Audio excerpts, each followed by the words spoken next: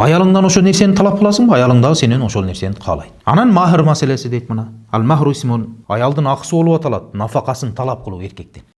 Исламда нике ыйык байланыш, бекем келишим, таза табият ага умтулган шарият үндөгөн амалдардын бири болуп аталат дейт. Демек исламда нике ыйык байланыш, бекем келишим болуп атат. Таза табият дагы ага умтулат, ислам шарияты дагы ага чакырат. Ва мазалат нуфусул башар тансaqu fihi ma'al fitra wa tujibu bihi da'i al-hikma fa-az-zawaj yahsulu as-sakan wa takunu al-mawadda wa rahma wa yulammu ash-sha'th wa yajtami'u al-qalb wa tubtagha adh-dhurriyya. Адамдардын жаратылышы ар дайым ага эмне болуп турат? Умтулуп турат дейт. Акыл дагы ага үндөп турат. Демек үйлөнүү менен тынчтык орнойт. Үйлөнгөндө жубайлардын ортосунда сүйүү, ырайым орнойт. Бөлүнүү жоголот, жүрөктөр биригет, анан тукум уланат дейт. Исламдагы үйлөнүүнүн пайдалары ушулар экен да. Жашоодун жыргалы рахаты үй бүлөдө качан ачыкка чыгат десе, бактылуу үй бүлөдө ачыкка чыгат. Үй бүлөдөгү жашоодун жыргалы рахаты бактылуу үй бүлөдө ишке ашат. Ал эми үй бүлөлүк бакыт кандайча болот десе, үй бүлөлүк бакыт жубайлар туура динди бекем кармоосунда дептир. Анан жакшы хулк мүнөзгө ээ болуусунда дептир. Бири-бирин сүйүп урматтоодо. Ар бир адам өзүнө берилген милдеттенмелерди аткарууда үй бүлөлүк бакыт пайда болот дептир. Үй бүлөлүк жашоодо жубайлар ар бири өзүнө милдеттендирилген милдеттемелерди толук түрдө жакшы деңгээлде аткарыла турган болсо, мына ошол үй бүлөдө кубаныч, шаттык пайда болот дейт. Ошону менен биргеликте кубаныч, шаттык пайда болгон үй бүлөдө көйгөйлөр чечилет, көйгөйлөр азаят дейт. Мына ошондуктан үй бүлөнүн жакшы жашоосунга таасирин тийгизген эң жакшы жашоо бул жубайлар бири-бирин жакшы түшүнүп жашоодо. Эгерде үй бүлөдөгү жашоо жубайлар бири-бирин түшүнүп, бири-бирин сүйүп урматтап, ар бир өзүнө берилген милдеттемелерди толук түрдө аткара турган болсо, демек үй бүлөдө кубаныч, шаттык пайда болот дебедикпи? Анан үммөт оңолот дейт. Үй бүлө оңолсо коом оңолот демекчи. Ал эми коомдун оңолушу бул ошол мамлекетке дагы жакшы таасирин тийгизет. Демек үй бүлө жакшы, анан үй бүлө жакшы болсо коом оңолот, коом оңолсо мамлекет дагы оңолот. Матлабул аввал машруияту завач фил ислам. Исламдагы никелешүүгө келели. Az-zawaj mashru' fi dinil islam. Ислам дининде үйлөнүүгө уруксат берилген. Эгерде шариятта келген далилдерди изилдеп, ойлонуп чыккан адам болсо, ошол үйлөнүүгө уруксат берилгендиги жөнүндө качан важип, качан сүннөт экендигин билет дейт. Үйлөнүү жөнүндөгү шариятта келген маселелерди, далилдерди, мисалы Куран, сүннөттөрдү карап чыга турган болсо, ошол аяттардан же сүннөттөрдөн, далилдерден нени алып чыгат дейт? Үйлөнүүдүн же сүннөт экендигин, же важип экендигин, же фарз экендигин байкап билет дейт.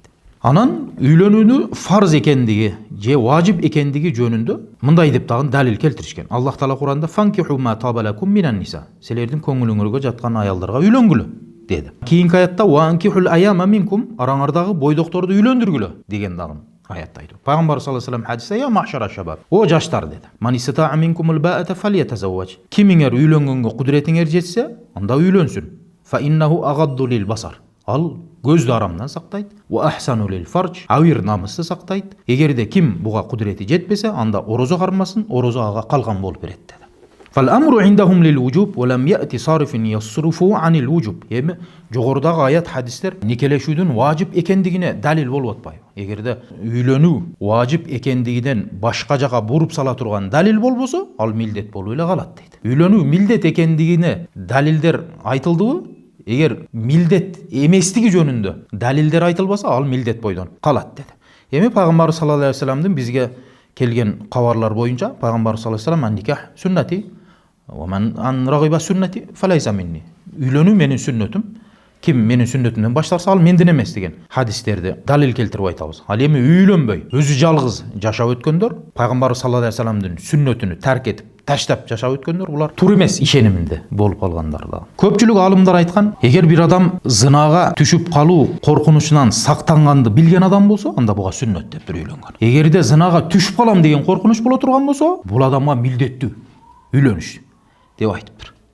Чүнки кийинки темабызда хикамуз заваж фил ислам. Исламдагы үйлөнүүнүн пайдалары, хикматтары деген тема. Исламда үйлөнүүнүн аябай көп пайдалары бар дейт. Алардын биринчиси Аллах Тааланын жана анын элчисинин буйругуна баш ийүү. Аллах Таала Куранда ванкихул аяма минкум ва салихина мин ибадикум ва имамикум. Араңардагы бойдокторду, кол астыңардагы күң кулдарды алардын такыбаларына үйлөндүргүлө деген буйрукту айтып атат. Кийинки аятта фанкиху ма табалакум минан ниса. Көңүлүңөр жаккан аялдарга үйлөнгүлө деди. Демек, аятта дагы үйлөнүүгө буйруп атабы? Демек, Алланын буйругуна баш ийүү. Анан хадисте пайгамбар саллаллаху алейхи вассалам жогоруда хадисте айттык. О жаштар, кимдир үйлөнгөнгө кудурети жетсе үйлөнсүн. Ал көздү арамдан сактайт, анан абир намысты сактайт. Эгер кудурети жетпесе, анда орозо кармасын, орозого калкан болуп берет деген хадис. Мына ушул Алланын буйругу менен Алланын элчисинин буйругуна баш ийүү болуп аталат. Никенин пайдалардан бири дейт. Экинчи пайдасы хусулул ажри ва саваб. Үйлөнүүдө соопко жетишесиң дейт. Соопко эришесиң. Пайгамбар саллаллаху алейхи вассалам айтат: "Ва фи бид'i ахадикум садака." Силердин бирөөңөрдүн аялдарыңарга жакындык кылуусу да садака деди. Сооп бар. Сахабалар эмне дешти анан? О Алланын элчиси, биз шахватыбызды, кумаркалообузду кандырсак, буда дагы сооп болобу десе, силер ошону арам нерсеге жумшаганыңарда күнөө болобу эле деген. Ооба күнөө болот эле десе, адал нерседе сооп бар деген. Түшүнүктүбү? Ооба. Ошондуктан үйлөнгүлө, ал көздү арамдан сактайт, ар намысты сактайт, зынадан, жаман бузуку нерселерден, Анан кудуретиңе жетпесе, анда орозо кармагыла, орозо калкан болуп берет деди. Бир нече тайпадагы алымдар дагы айтышкан экен, никелешүү өз алдынча жалгыз калып нафил ибадаттарды окуганга караганда абзел деген экен. Никелешүү карагыла. Сооптуулугун айтып атат да, сооп болорун айтып атат. Миңдеген нафил ибадаттар кылгандан жакшыраак. Жалгыз жашап өтө берип, ибадаттар менен өткөргөндөн көрө, үйлөнүп алып дагы ибадаттар менен өткөргөнүң абзел дейт. Кийинки пайдасы никелешүүдө тазалануу бар. Тазалык бар, арам нерсеге түшпөйсүң деди. Андан кийинки пайдасы урук тукум калтыруу. Никенин пайдасы болуп атат. Эгерде Аллах Тааланын данышмандыгына карап көрсөңөр, урук калтыруудан, урук тукум калтыруудан эмне хикмат, эмне данышмандык бар десе, Аллах Тааланын буйруктарын тургуза турган урпактар калышы керек үммөткө. Урук тукум калыш керек деди. Жерди оңдой турган инсандар калыш керек. Жерде бузуклук эмес, жерде оңдой турган урук тукум калыш керек деди. Эми ошол жерди оңдоп, эли жерге пайдасы тийген, мекенге пайдасы тийген, шариаттын буйруктарын аткарып жүргөн урпактар кимдер калат, кимден калат десе, ак нике менен никелешкен инсандардан калат урпак дептир. Ооба. Арайта кайфа кана заваж василатун ли тахқиқ умур азима ахаббуллах ан такуна ва хуббу назил қиями алейхи. Карап көрбөйсүңбү дейт. Улуу иштердин ишке ашы, мисалы жердин бетинде жакшы сооптуу иштерди жасап жүрүү, эли жерге, мекенге кызмат кылуудагы жакшы чыган инсандар, Аллах Тааланын шариаттарын аткарган алым уламалардын урук турпак калышы, бул Алла сүйгөн амалдар. Демек, ушул амалдар аткарылыш үчүн ал урпактар кимдерден калат дейт? Ак нике менен үйлөнгөндөрдөн калат деди. Андыктан биз айтабыз, үйлөнгүлө, урук тукум калсын. Мусулмандардын санын көбөйткүлө. Пайгамбарыбыз айткан, кыяматта мен үммөтүмдүн көптүгү менен сыймыктанам депчи. Кийинки пайдасы хусулус сакан вал мавадда ва рахма. Үйлөнүү менен тынчтык орнойт, жубайлардын ортосунда бири-бирине болгон сүйүү орнойт, бири-бирине болгон ырайым орнойт дейт. Үйлөнүү менен. Жактырбай, мага жакпайт десе, никеден кийин жагып калат дешет го. Ушундай аталардын, апалардын сөздөрүн укканбыз, Ооба. Жөн эмес. Никеден кийин жубайлардын ортосунда сүйүү, махаббат, бири-бирине ырайым, мээрим пайда болот дейт. Эми ошол үй бүлөдө сүйүү, махаббат, бири-бирине ырайым болуусу үчүн эркек киши дагы ошол үй бүлөдө балдарды тарбиялаганга, үйдөгү үй бүлөлүк иштерди аткарууга жар тандайт өзү. Тандап анан өзүнө ылайыктуусуна үйлөнөт. Аллах Таала Кур'анда айтат: "Ва мин аятиhi an khalaqa lakum min anfusikum azwajan litaskunu ilayha wa ja'ala baynakum mawaddatan wa rahma inna fi dhalika la ayatin liqaumin yatafakkarun." Алланын белгилерден болуп аталат, Аллах Тааланын аяттарынан болуп аталат. Силердин өзүңөрдөн аялдарды жаратты, ошол аялдар менен байыр алып жашаш үчүн. Силердин ортоңорго сүйүүнү, ырайымдуулукту, мээримдүүлүктү орнотуп койду. Бул дагы болсо пикир жүргүзгөн адамдар, коомдор үчүн бир белги болуп аталат деди. Кийинки пайдасы хусулул караба вал мавадда байнан нас. Адамдардын арасында тууганчылык көбөйөт, адамдардын арасында бири-бирине болгон сүйүү дагы көбөйөт. Үйлөнсөң, урук тууганың көбөйөт. Кайнатаң болот, кайненең болот, кайның, кайнаган, кайнежең, балдызың, Анан ал саңа келген келиндин дагы кайната кайненеси болот, кайнага кайниси болот, кайнеже кайын сиңдиси болот дегендей. Анан эмне болот дейт? Адамдардын арасында тууганчылык көбөйөт. Бири-бирине болгон урмат сый дагы ошо менен көбөйөт. Фалайса заваж яксибу силатан махсура ала завжайн фахсаб бал тамтадду хадhihi сила мин az-zawjayn li usratihima fatakunu hilqatan wasi'atan fi silsilati ittihad al-umma. Үйлөнүү деген нерсе бул жубайлардын ортосундагы бири-бирине болгон карым катнашты, тууган урук болуп көбөйүштү, үммөттүн биригүүсүнө себепкер болот дейт. Кээде мына кудагыйлар мисалы бири-бирин урматтап, сыйлап, жакшылык, жамандыкта карым катнаш болот дейт. Жакын болуп калышат. Бул да болсо ошол үйлөнүүнүн пайдаларынан бири. Кийинки пайдасы хусулун ни'матил валад. бала неаматы берилет сага. Үйлөнгөндөн кийин балалуу болосуң. Бул дагы сага берилген неамат. Үйүңдө 4 балаң болобу, 5 балаң болобу, бул сага берилген аябай чоң бир неамат бул. Урук тукум калтырыш, а? Фаззаваж яксуб заваж валадан юхсину тарбияту кана лаху qurrata ayun fi hayatihi wa zikran tayyiban ba'da wafatihi. Үйлөнүү менен балалуу болгондон кийин балага жакшы тарбия бересиң, балдарыңа жакшы тарбия берсең, дүйнөдө көзүңдүн карайгы, көзүңдүн нуру болот. Ахиретте дагы сен өтүп кеткенден кийин сага пайдасы тийген коом болот. Ошого үйлөнүүдөгү пайдалардын бири бала чака, бул дагы неамат болуп аталат дейт. Кийинки пайдасы саламатул мужтама, коомдун саламатта болуусу. Жаман нерселерден саламатта болуусунун пайдасы болот дейт. Шарият көрсөткөн нике менен үйлөнсөң таза коом, таза үммөт пайда болот. Анан никесиз жашоо менен, зына менен, аягы суюктук менен кандай гана коомдор жарык дүйнөгө келбесин. Ошого коомдун тазалыгы дагы таза нике менен болот дейт. Кийинки пайдасы байлык берилип, кедейликтен сакталасың дейт үйлөнүүдө. Үйлөнүү бай болууга себепкер болот, кедейликтен тыят дейт. Ошондуктан Аллах Таала Куранда "Ванкихул аяма минкум ва салихина мин ибадикум ва имаикум иякуну фуқара югнихумуллах мин фадлихи валлаху васиун алим". Араңардагы бойдокторду, кол астыңардагы кул күңдөрүңөрдү такыбаларына үйлөндүргүлө. Эгер алар кедей болушса дагы, эгер кедей болушса, Аллах Таала өз фазилети менен аларды байытат. Аллах Таала билүүчү зат, кең пейил зат. Пайгамбар саллаллаху алейхи ва салlam хадисте айтат: "Саласатун ала Аллахи аунухум". Үч түрдүү адамга Алланын жардамы болот дейт. Үч түрдүү адамдын жардамында Алла дейт. Кимдер десе, аннаких юридул афаф. Тазалыкты каалаган никеленүүчү. Жаман ишке барып койбойн деп туруп никеленген адам Алланын жардамында дейт. Бул биринчиси. Вал мукатаб юридул ада. Мукатаб келишимдеги кул. Кожоюну менен келишип алган. Мен мынанча сумма акча төлөйм сага, анан мени кулдуктан бошотосуң деп келишкен. Алла да бул адамдын жардамында болот. Үчүнчүсү Алла жолунда күрөшкө чыккан адамдын жардамы. Үч түрдүү адамга Алланын жардамы болот деп мына ушулар. Фи ихками заваж вал важибат вал хукук дейт. Үйлөнүүнүн өкүмдөрү, важиптары, анан милдеттемелери деп коелу. Укуктары деген тема экен кийинси. Исламда үйлөнүүдө милдеттемелер бар. Эркекке дагы, аялга дагы. Милдеттемелер бар. Ар биринин акылары бар дейт. Эми мына ушул үйлөнгөн эки жаш жубайлар аларга берилген милдеттемелерди, укуктары бекем сактоосу милдеттүү дейт. Алардын биринчиси аннаху ла яжузу иргамул мар'a ala заваж биман ла турид. Эң биринчи акылардан бири акысы, аял кишини аял жактырбаган бирөөгө мажбурлап турмушка берүү жайыз эмес дейт. Аялдын акысы экен бул. Бир нече илим ээлери айтышкан экен, ла яжузу иргамул mar'a ala заваж биман тaqaddama li khutbatiha, бала будда мин мувафaqatihi ala залика бикран канат ам сайибан. Турмуш көргөн аял болобу, ажырашкан, көөсү кайтыш болуп кеткен жесир аял болобу, турмуш көрө элек бойдок кыз болобу, ким болуп коюу жөнүндө, үйлөнүү жөнүндө келе турган болсо, мажбурлоо жайыз эмес дептир. Мажбур кылбайсың деди. Фалайса ли валихан юкриха ala завж биман ла турид. Аял киши каалабаган эркекке аял кишинин валиси мажбурлап берген туура эмес дептир. Жайыз эмес. وقد استدل أهل العلم على عدم الصحة إكراه الولي الثيب البالغ من الزواج بما رواه البخاري ومسلم عن خسناء بنت خذام الأنصارية أن أباها زوجها وهي ثيب فكرهت ذلك فأتت رسول الله صلى الله عليه وسلم فرد نكاحها. جесир же турмуш көргөн аял деп коелу. Турмушка берүүдө мажбурлоосу туура эмес дегенге далил келтирип айтышкан. Бухари, Муслимдер батылган хадисте. Хасна бинтил Хазам Ансария аял экен. Ал атасы мажбурлап эле бирөөгө турмушка бергендиги жөнүндө пайгамбар саллаллаху алейхи вассаламга келип арызданганда пайгамбар саллаллаху алейхи вассалам кайтарган. Болбойт деп, а?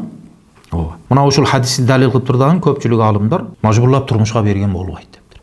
Ва бима раваху al-Bukhari an Abi Hurayra radhiyallahu anhu anna an-nabiy sallallahu alayhi wasallam qala la tunkahu al-ayyimu hatta tusta'mar wa la tunkahu al-bikru hatta tusta'zan. Qalu ya Rasulullah wa kayfa idhnuha qala an taskut. Bukhari riwayat кылган хадисте Abu Hurayra айтат, пайгамбар саллаллаху алейхи вассалам мындай деп айтты. Турмуш көргөн аял, айым, анын макулдугу болмоюнча турмушка берилбейт деп. Ал эми бойдок кыз, анын уруксаты жок, турмушка берилбейт деп.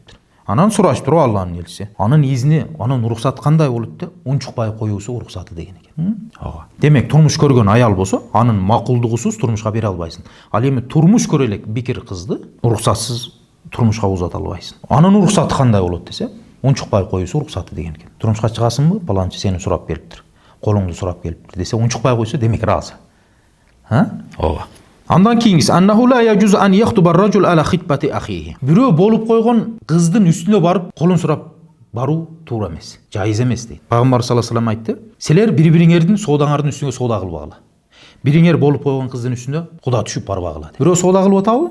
Аралашпай тур. Соода бүтсүн, ал мүмкүн алат, мүмкүн албай калат. Ал жерде соода болбой кеткенден кийин барып баалашып башкадан соодалаша бересиң. Ал эми болуп койгон кыз болсо, бирөө сөйкө салып кеткен, куда түшүп барбайсың ага. Жайыз эмес. Пайгамбар саллаллаху алейхи ва салlam айтат: "Ла яхтубур ражул ала хитба ахихи", бир адам болуп койгон аялдын үстүнө куда түшүп барбасын деп Пайгамбар саллаллаху алейхи ва салlam айткан экен. Дагы бир риwayatта айткан: "Хатта янкиа ау ятрука". Ошол биринчи же үйлөнсүн, же үйлөнбөй таштап кетсе, анан барсаң болот дейт кайрадан. Эми бул жерде тыюудан эмне хикмат десе, эмне данышмандык бар, эмне хикмат бар бул жерде, эмне үчүн тыйып атат? Адамдардын ортосунда душмандык пайда болуп кетпесин, бири-бирин жек көрүү пайда болбосун. Мен аны колун сурап барып атсам, сен дагы келип алыпсың деп, бирине болгон душмандык, кастык пайда болбош үчүн Пайгамбар саллаллаху алейхи ва салlam бул жерде тыйып атат. Үчүнчүсү аркан акдун никах. Никелешүүнүн рүкүндөрү туурасында айтайлы дейт. Аркан акдун никах хумал ижаб вал кабул дейт. Никелешүүнүн акты, рүкүндөрү ижаб кабул. Кыз тараптан тапшыруу, бала тараптан кабыл кылуу деген нерсе болуш керек. Никелешип аткан мезгилде мисалы, 2 жаш келди. Никенин шарттарын карайсың. Никенин шарттарынан ижаб кабул дедик, милдеттүү түрдө кыз тараптан тапшыруу, бала тараптан кабыл кылуу. Анан күбөлөр керек. Кыз тараптан, бала тараптан. Азыр бу жерде ижаб кабулду айтайлы. Вал мурад би ижаб кабул алфазлати ясдару мин кулли мин ал-акидайн. Келген үйлөнүп аткан 2 жубайлардын, 2 жаштын экөөсү болуусу дейт мисалы. Экөө болуп атканда бири ижаб кылып, бири кабыл кылып аткан мезгилде күбөлөр ошол ижаб кабулду угуп туруш керек. Бири-бирине разылык берип аткан мезгилин билип туруш керек. Же болбосо үйлөнүп аткан 2 жаш жок, валилер келген. Же болбосо эркек бар, аял киши жок, аялдын атасы келген вали болуп. Атасы тапшырып кое берет кыздын ордуга. Баягы акыт болуп аткан жерге кыз жок, атасы келген вали. Тапшыра берет. Же болбосо баланын атасы менен кыздын атасы 2 жаш жок эле никелешип койсо болот. Мен паланча кызымды сенин уулуң паланчага бердим десе, мен паланча уулуң паланчага сенин паланча кызыңды аялдыга разы болуп кабыл кылдым. Болду. Ижаб кабул бул да. Тапшыруу, кабыл кылуу болуп аталат. Бизде көбүнчө валилер эмес, 2 жаш өздөрү болот, 2 жаш болсо 2 жаш өздөрү отуруп ижаб кабулдарын кылса болот dedi. Анан махр маселеси дейт мына. Ал махру исмун лил мал, ал важиб лил мара, ала ражул бин никах. Махр дегени бул милдеттүү түрдө эркек тараптан аялга берилет нике менен. Аллах таала Кур'анда муну садак деп атап койду. Же ажыр, же фарз деп атап койду. Ва хуа ал важиб, Аллахнын Кур'андагы берген буйругу менен важиб болуп аталат. Ва тун ниса садукатихинна нихла деди. Аялдарга өз махрларын, өз акыларын бергиле деди. Махрды айтып атат, Эми нихла дегени эркек тараптан аял тарапка берилген бир хадия болуп аталат. Уджуб фамастамта'тум бихи минхунна фаатухунна уджрахунна фарида. Никелешип пайдаланган аялдарыңарга акыларын фарз түрдө бергиле. Демек махр берүү дагы милдеттүү деди. 5-инчи аннафакату ала заужа. Эми никелешип алгандан кийин эркектин милдети аялга нафака берүү. Аялдын акысы болуп аталат, нафакасын талап кылуу эркектен. Нафака деп эмнени айтабыз десе, биринчиси турак жай камсыздаш керек. Жеген ичкенин камсыздаш керек. Кийим кечегин камсыздаш керек. Мына ушул аялга берилген нафака болот. Аял киши нафакасын эркектен талап кыла алат деди.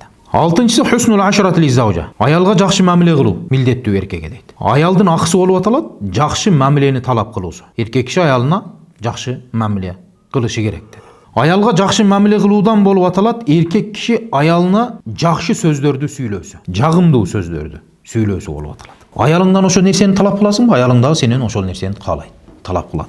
Ибн Аббас айткан экен: "Инни ла ухиббу ан атазайяна лил мраа кама ухиббу ан татазайяна ли ал мар'a." Аялым мага кооздонуп жасангандай эле мен дагы аялыма кооздонуп жасанганды жакшы көрөм деген экен, Аялдын күйөөсүнө болгон жакшы мамилеси болуп аталат, аялдын сырларын жаап жашыруу жакшы мамиледен болуп аталат. Муслимде келет, Аби Саид аль-Худри айтат. Пайгамбар саллаллаху алейхи ва салlam айтты: "Инна мин ашаррин наси индаллахи манзилатан яумал кияма." Аллахнын алдында кыяматта эң жаман адам бир киши аялы менен түндө бирге жатып, аялын сырларын башка бирөөгө жайган адам деп. Ошондуктан айтабыз, үйдөгү жубайлардын ортосунда сыр көчөгө чыгып кетип калбаш керек.